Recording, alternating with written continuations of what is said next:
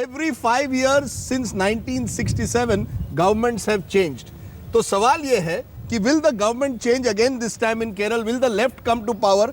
उसके पहले मैं आपको केरल से एक मेरा दोस्त आया है, वो आपके लिए coconut water. We've got excellent coconut water. It's raining in Kerala. It's raining. The monsoon has come. ये बड़ी अच्छी खबर है. Pre-monsoon showers. Some are saying monsoon showers have come. But whether monsoon showers or summer, coconut water के बगैर, whether in Kerala or in my home state of Goa, this is what you have to have, coconut water in the morning. So Kerala में, unlike in Bengal, there is actually reason to believe there could be change. हर 5 साल since 1967 things have changed. और मैं कभी सोचता हूँ बंगाली जो होता है, he is like a Satyajit रे movie. He likes to watch it आराम से. तो वो चेंज भी अगर आए तो 10-15 साल के बाद आता है. लेकिन केरल का जो आदमी है वो चाहता है हर 5 साल चेंज आए. He wants change every 5 years. आपका why is it कि केरल बंगाल की तरह क्यों नहीं है? यहाँ हर 5 साल चेंज क्यों होता है? लेकिन क्या यही वजह है कि बंगाल में लेफ्ट और कांग्रेस एक साथ है, तो केरल में इस बार ना एंटी इनकम्बेंसी है, ना कोई हवा है, और तमाम घोटालों के बीच भी ओमान चांडी को लग रहा है वो भी आ सकते हैं. यही वो वजह है क्या? नहीं, एक आपकी बात बिल्कुल सही है कि कोई वेव तो नहीं दिखाई दी. कोई वेव नहीं, there कोई is no wave, but there are issues like prohibition, there are issues like women's security, there are issues like corruption, the solar scam. Issues हैं. Oman Chandi, most people believe, has given a relatively decent government in terms of chief minister, पर उनके minister, finance minister had to resign over a scam. तो मुझे लगता है केरल के लोग corruption को बड़ी बारीकी से देखते हैं. It's an issue. You expect your leaders in Kerala in particular to be honest. Achyutanandan, what does he have to offer? 92. ये इलेक्शन ऐसा है, you and I have hope. 30 साल बाद हम नेता बन सकते हैं, 80 साल की उम्र में. एक 92 साल का Achuthanandan, 92-year-old Achyutanandan and a 93-year-old Karunanidhi are contesting. Now, what does Achyutanandan have to offer really apart from his honesty? And I think people of Kerala are looking for an honest leadership, which may be one issue if you are looking. But आपने बिल्कुल सही कहा, ऐसा कोई बड़ा मुद्दा मेरे सामने नहीं दिखता जिससे केरल में वेव आ जाए. But Kerala is like Tamil Nadu. 1% difference can make the difference between the left front and the UDF. And there is a BJP factor there, which I want you to look at. क्या वजह है कि BJP का जो vote है 8-10-11% तक बढ़ रहा है. राजदीप, ये मेरे ख्याल से देश के सामने एक बड़ा सवाल होगा कि जब डेवलपमेंट की बात हो रही है, जब बात हो रही है कि भारत जो है डेवलपिंग स्टेट्स की कतार में जाके शामिल भी हो सकता है, किसी भी स्टेट में, Bengal, Assam, Tamil Nadu, Kerala, every political party से 2 रुपए में चावल देंगे. ये स्थिति है. सोशल इंडेक्स हमारा यहाँ पर टिका हुआ है और वही वोट बैंक है, उसी को साथ लेकर चलना है. कौन सी स्थिति में हम लोग जी रहे हैं? But what is wrong with that? अगर मैं अम्मा कैंटीन में गया था, अम्मा कैंटीन में आपको idli, you get an idli in the अम्मा canteen, for 1 rupee you get 2 idlis with sambar and chutney. कम से कम कोई भूखा पेट तो नहीं जाएगा. So I think it's important जो हम समझते हैं कि these are populism, these are populist steps, कि ये डेवलपमेंट की राजनीति में अगर if you give rice, if you are focusing on 2 rupees rice, is that development or are you trying to bribe the voters? कुछ कहते हैं ये रिश्वत दे रहे हैं. मुझे नहीं लगता. मुझे लगता है अगर आप खाने पर 1 rupee if you are giving 2 idlis, what's wrong with it? Problem comes जो consumer good. आप अगर स्कूटर देने लगे, कलर टीवी देने लगे, मोबाइल दे रहे हैं, but Kerala there are no freebies. Kerala, if you look at even the manifestos are focused on issues like education, like health. Kerala's biggest problem today is unemployment. Where is the industrialization that has taken place in Kerala? It hasn't taken place. So I think you have to look at the Gujarat model and you have to look at the Kerala model and ask yourself which is more successful. जब prime minister गए वहां और उन्होंने केरल का जिक्र किया वहां के ट्राइबल्स का सोमालिया के साथ, तो केरल के लोग गुस्सा क्यों हुए? क्योंकि वो कह रहे हैं हमारे हेल्थ इंडिकेटर्स, एजुकेशन इंडिकेटर्स इतने अच्छे हैं, तो आप कैसे सोमालिया से कंपेयर कर सकते हैं? But there are parts of Kerala which are following behind. तो Kerala is a state which has not been able to achieve the next level of development. विकास के इस कतार में नेक्स्ट लेवल पर केरल नहीं जा पाया है, मुझे लगता है. तो इसका मतलब है कि हिंदुस्तान की 2 पॉलिटिक्स पैरेलल में चल रही है. एक तरफ वो मास है जो उसके पास न्यूनतम भी नहीं है, मिनिमम भी नहीं है, बिल्कुल, और दूसरी तरफ वो लोग हैं जिनके पास सब कुछ है. बिल्कुल. And look at the numbers in Kerala. Let's just look at the numbers because I think this reflects why in Kerala in this election it's a tough one. Take a look at our Kerala seat forecast. Our Kerala seat forecast, total seats 140, and what we are showing is that the UDF is 88 to 101. sorry, the LDF. LDF. So the left is doing very well as per the Axis poll, clear majority. But बाकी जो polls है, poll of polls if you see, it's a much tighter race. And traditionally the races have been tight. Last time, difference was just 1%. And there was a difference of just 3 or 4 seats. There are allies that the Congress has here. IUML, Kerala Congress.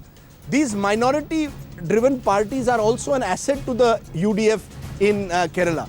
But the Left Democratic Front is counting on BJP. जो BJP factor है, I think we have to go to the root of the rise of the BJP.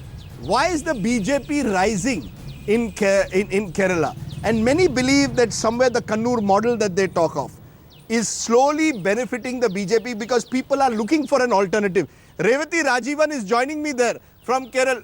Revati, is there a sense this time that Kerala is going to stick to history, 5 years each government, or are there those who still believe that the UDF can pull off a surprise relying on the BJP cutting into the LDF vote? What's the general sense you're getting?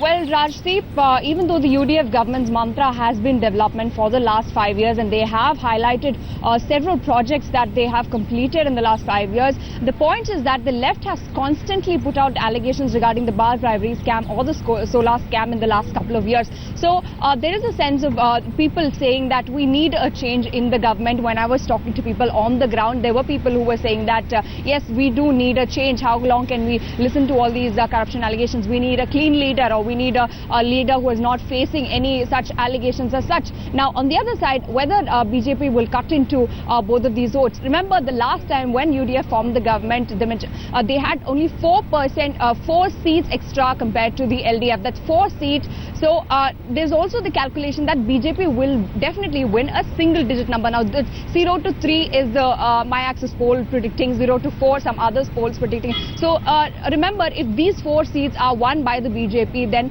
it is cutting into that majority that the UDF got last time. So definitely there is a sense that BJP is cutting into majority. Remember last assembly elections or before that, BJP was not even a player here. They were not much seen during the campaign. You could not find a person who would vote for this party. But this time they were actively present during campaigning. On the ground, you could see the presence of BJP on the ground during campaigns, their flexes, posters as such. So there is definitely a third party player that is playing in. That is very clear. But how much will that be effective in forming the government is what we have to wait and watch in the next couple of hours.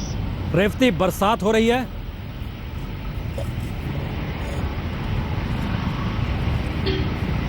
नहीं, बरसात नहीं हो रही है। श्री संत सरीखे candidates को BJP अगर ticket देती है तो ये केरल में मैसेज क्या है?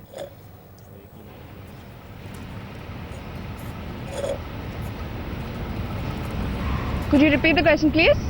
श्री संत को अगर टिकट बीजेपी देती है तो ये मैसेज केरल में क्या है? क्योंकि केरल में बड़ा इंटेलेक्चुअली चीजों को देखा जाता है एज ए कैंडिडेट्स भी।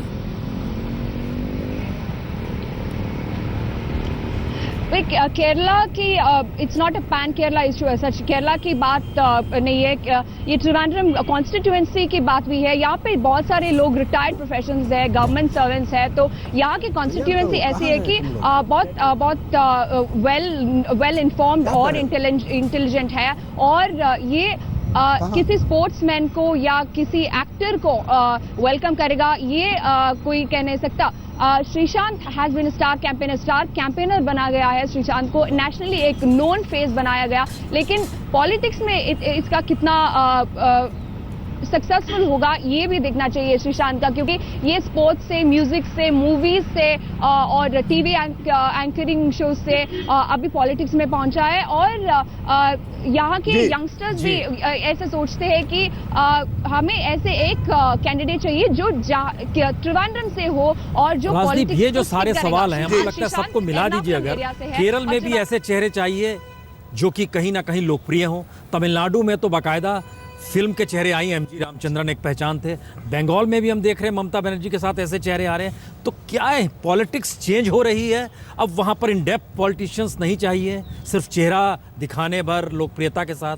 और ये जो स्ट्रेटेजी है, ये हमारे पॉलिटिक्स की जो डी आइडियोलॉजाइजेशन हुई है, जो विचारधाराहीन जो पॉलिटिक्स हुई है, जहाँ आपको लगता है कि मैं अगर ये थोड़ा सांबार लो, थोड़ा प्रसून जी, ले रहे। अगर साउथ इंडियन इलेक्शन है तो थोड़ा आपको हिंदी वालों को भी सांभर खाना पड़ेगा, बट आपने बड़ी अच्छी बात की। श्रीशांत जैसे व्यक्ति को अगर आप टिकट देते हैं, जो मैच फिक्सिंग के आरोप जिसके खिलाफ थे, ये दिखाता है कि शायद पॉलिटिकल पार्टीज कभी कभी वोटर्स को ग्रांटेड ले लेते हैं कि वोटर जो है वो चेहरे को देखकर वोट दे देगा। वोटर जो है वो समझदार है, वोटर जो है वो अगर बदलाव करता है, if he is asking for change, वो अकाउंटेबिलिटी चाह रहा है। हमारा पोल क्या दिखा रहा है? Except for Bengal, in all states there is likely to be a government change, even in Puducherry. इसका मतलब है voter is saying this is my form of accountability, I am making you accountable. मैं आपको कह रहा हूं कि अगर आप 5 साल में जो आपने वादे किए थे, आप अगर उस पर डिलीवर नहीं करेंगे तो मैं बदलाव करूंगा। भले ही मैं उसी सरकार को लाऊं जो 5 साल पहले थी, करुणानिधि हो, अच्युतानंदन हो। तो मुझे लगता है there is this constant urge for change और परिवर्तन। सबसे तेज नतीजे हम दिखाने वाले हैं, लेकिन आखिर में जी। एक दाव आप पर भी। जी जो भी आया एग्जिट पोल में, जी, वो पलट जाएगा या वही रहेगा? देखिए, जब पोल का दिन आता है, ये जो मेरी वॉलेट है ये मेरे पॉकेट में रहती है, मैं कोई बेट नहीं लेने वाला। एग्जिट पोलस्टर जो है, if he is right, well and good. As you said, the fastest results, the clearest analysis will be on India Today TV and Aaj Tak. 7 a.m. Prasoon is going to the Aaj Tak studio. I am off to the India Today studio. It's been wonderful. We have tried to connect Eastern India with Southern India. आप सांबार खाइए, और अगली बार जब चुनाव UP में होंगे तो आप मुझे यूपी की जो सुबह जो ब्रेकफास्ट की चीजें मिलती हैं वो मुझे खिलाइए। जलेबी और दही खिलाया जाएगा। जलेबी और दही अगले चुनाव में, पर इस चुनाव में सांबार, फिर मिष्टी दोई, कोकोनट वाटर और असम चाय। That is the beauty of this great country called India, which is why we are excited. Remember, you can ask all your questions to us. #Verdict16, Aaj Tak and India Today, your destination on this big counting day. Let's go and enjoy, and may the best team or the best candidate win this election. चलिए, इंतजार के साथ हम लोग वहीं जुड़ रहे हैं। अब 7 बजे से लगातार सबसे तेज चुनाव परिणाम, हमारे साथ जुड़िए, तुरंत वहीं पहुंचते हैं।